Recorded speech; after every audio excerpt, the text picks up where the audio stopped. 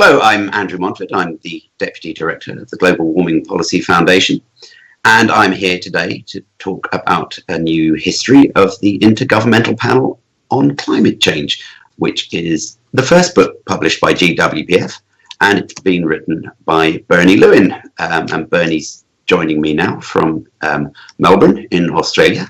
Good evening, Bernie. Good evening, Andrew.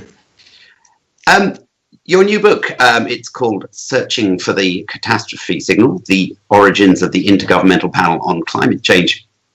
And we're publishing it this week. When I first read this book, I was struck by how far back you take the roots of the global warming story. I think most people kind of envisage global warming kicking off in the 80s, but you actually go much further back in time, don't you? Well, I do.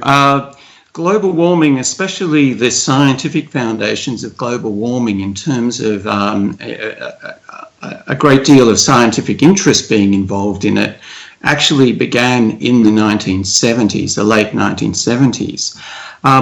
The reason I go right back to the Second World War is more to do with the phenomenon of massive government funding for science.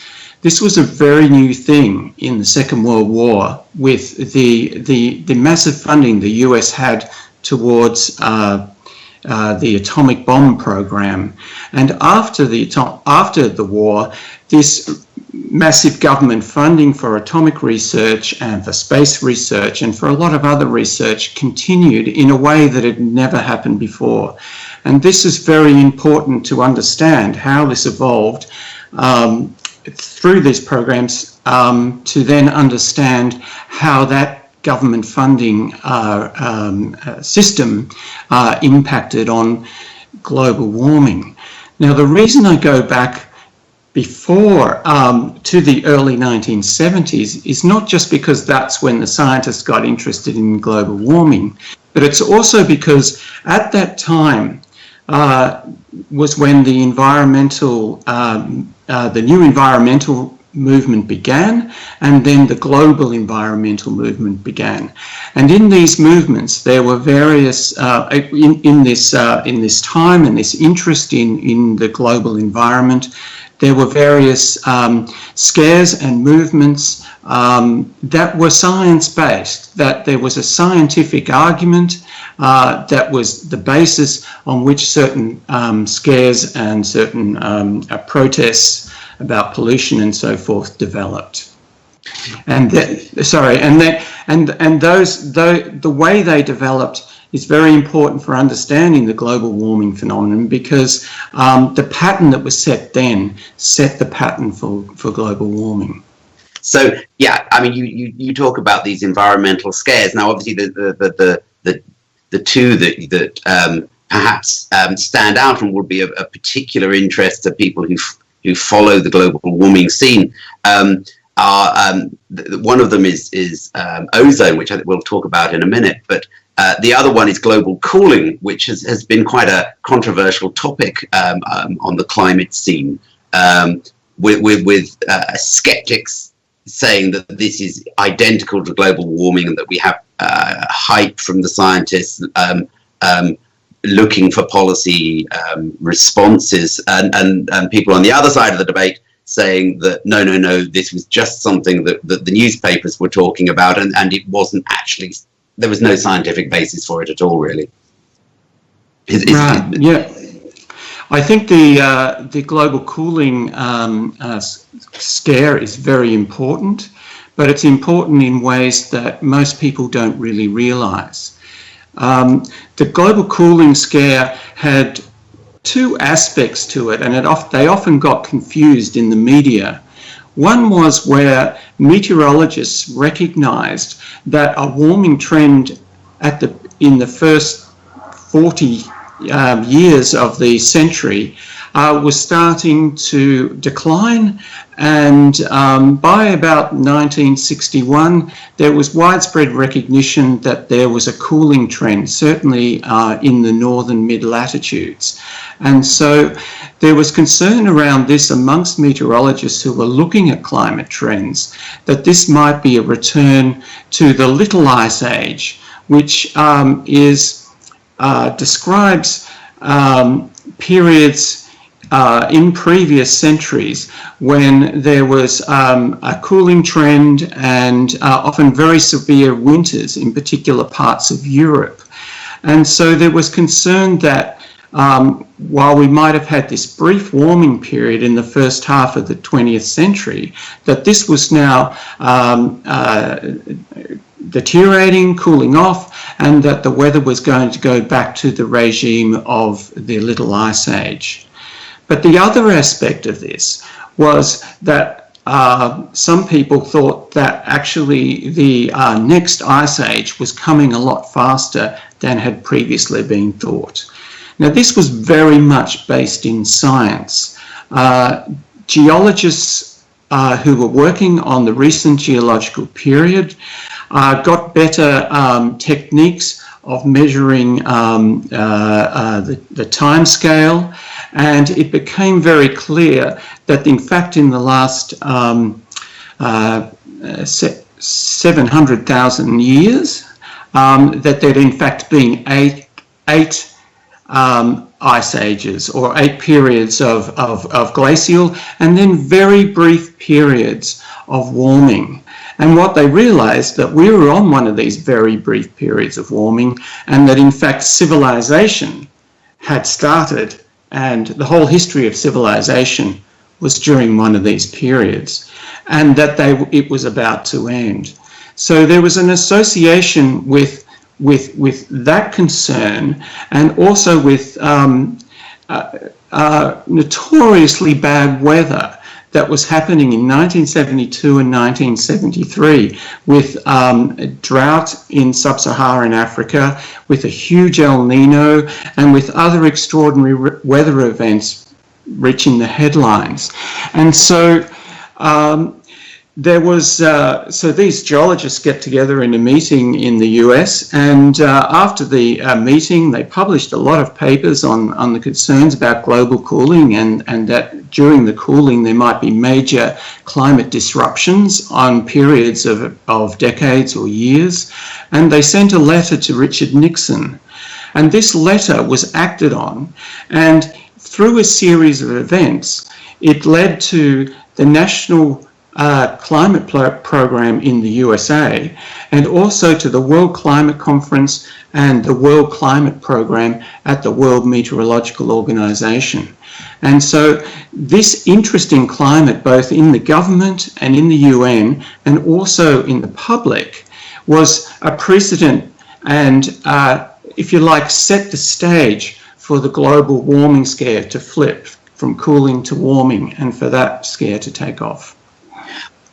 But if you like, it was actually ozone was perhaps the straw that broke the camel's back, if you like. If you had a situation where things were set up ready for global warming, but it was actually ozone that pushed it all over, wasn't it? Well, that's true. In the end, the path to the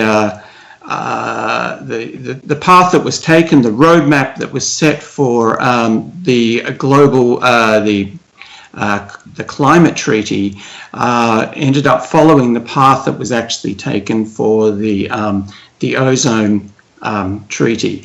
The ozone treaty didn't intend to set up first a framework convention and then protocols, which is where you would set up binding targets and so on, but that's the way it happened anyway. And interestingly, it happened that way because of the failure of efforts to do anything better with the negotiations over the concerns over CFCs, and that we need to reduce the CFCs so we can stop the threat to the ozone layer. But what really changed everything, and what caused the shift quickly from this toothless agreement, which was the Framework Convention, to the protocols, was the scare over the hole in the ozone layer in the Antarctic. And then there were another subsequent series of scares that were, I should say, drummed up by scientists in order to keep the anxiety over this issue going. Now, I should say here that what I've been doing in the history and what's been interesting for me is the science and the policy issues. And what I've found is that there's often very little connection between the underlying science and the policy. But that's not to say that sometimes the science presents a genuine concern that needs to be investigated and possibly acted on. Because one of the big things that jumped out at me from this book was the fact that by the time we're reaching the early days of the global warming scare, everything seems to be slightly back to front. There is a demand, if you like, for a policy response to global warming, when there isn't really any firm scientific justification for it. If you like, the policy cart is leading the global warming horse. I mean, it is absolutely back to front. It was really extraordinary what happened between when the Intergovernmental Panel on Climate Change was agreed on, and when it had its first meeting, or even its second meeting. The year 1988, and especially 1989, it was just extraordinary in terms of the way not only activists, but and not only politicians, but world political leaders got right on this bandwagon and were jumping over each other to kind of show how they wanted to act on global warming. And this was Margaret Thatcher in the UK, this was George Bush in the USA, and it was also in Germany and across Europe. The Dutch also, Norwegians were very keen to push this issue. And the scientific basis for that at that time was very obscure. And if you really want to try to understand how people saw that there was some scientific basis for it, it really goes back to a very important meeting in 1985 in an Austrian village called Villach. So why was Villach so important? Well, there really wasn't much concern amongst meteorologists about the global warming threat. And especially in the World Meteorological Organization, while there were some advances by meteorologists, individual meteorologists making extreme claims, and while there was other people pushing the issue, the World Meteorological Organization and the leadership of meteorology pretty much across the world wasn't interested and was actually pushing it aside. So when the issue did come up at the World Climate Conference in 1979,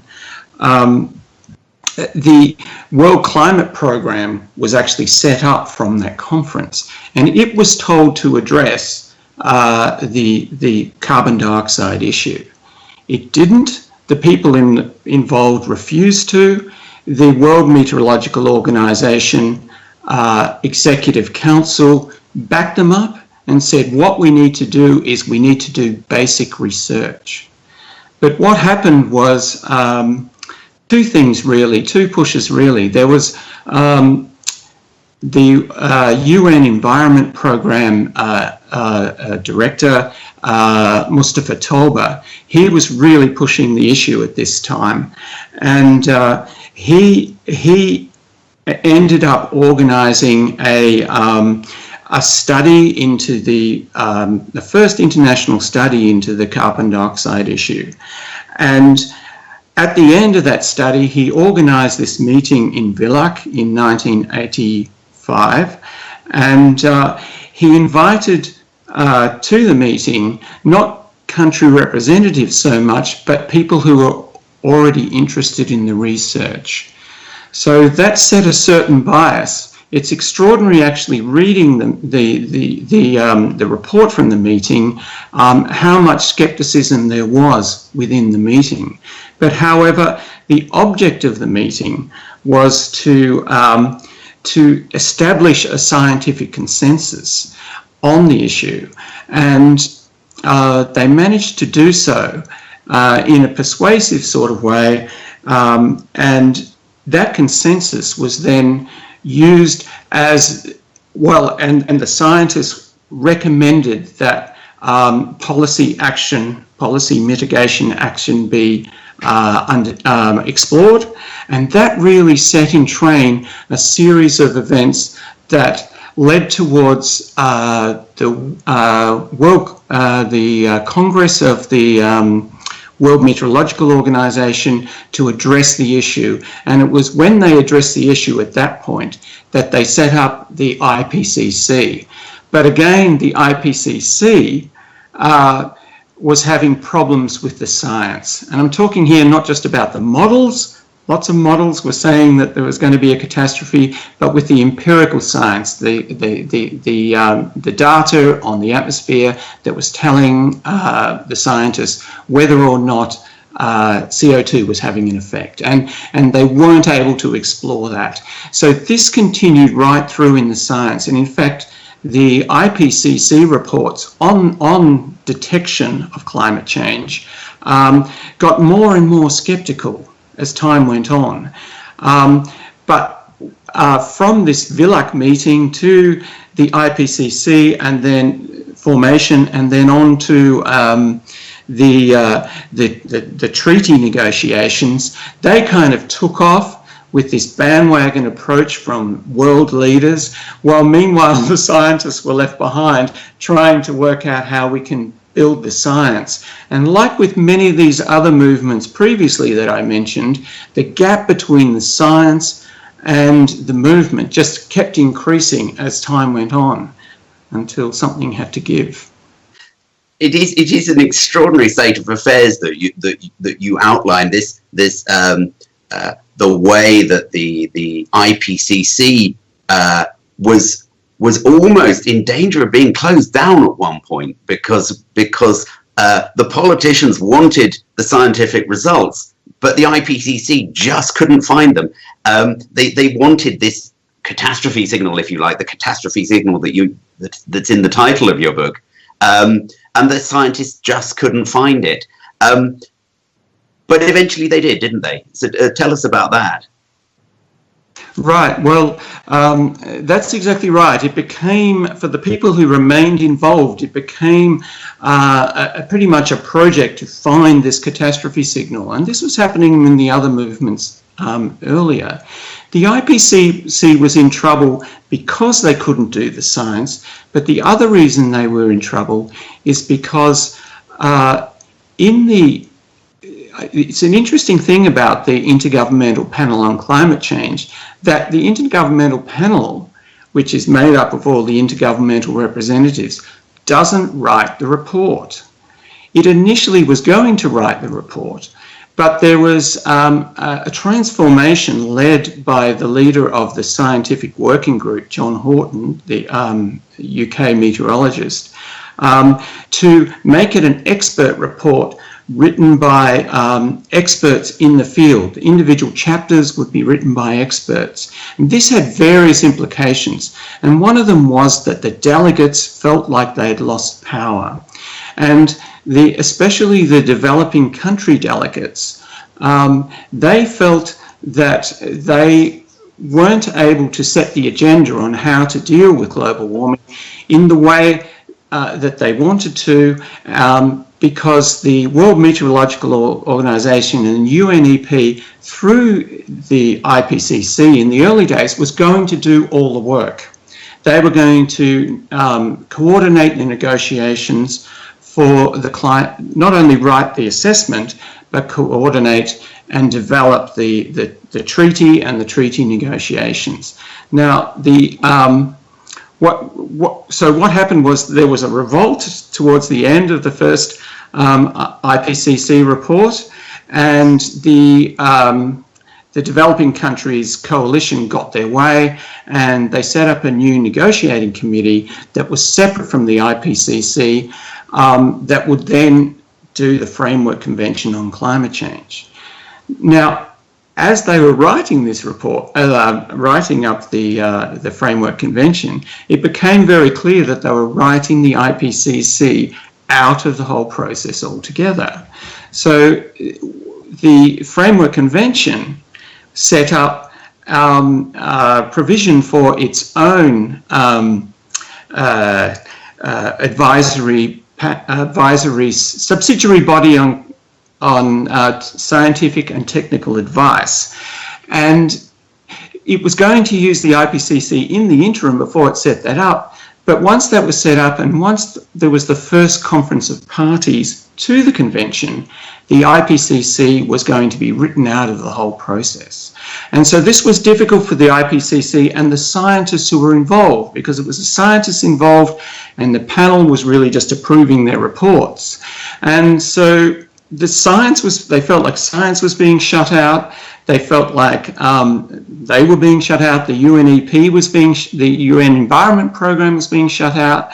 And so, and also their reports were not giving the science that was required for the treaty. So they were really in a difficult situation around the time that they were writing the second assessment.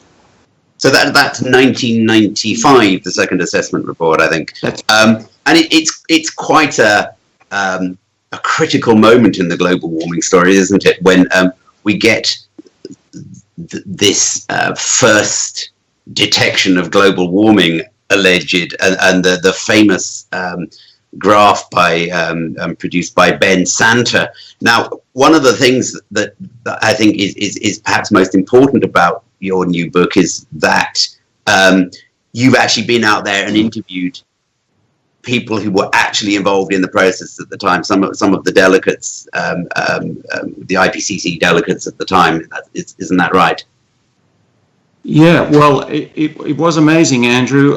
When I first started doing my investigations quite a long time ago, just casually, I was pleasantly surprised how many people were prepared to talk.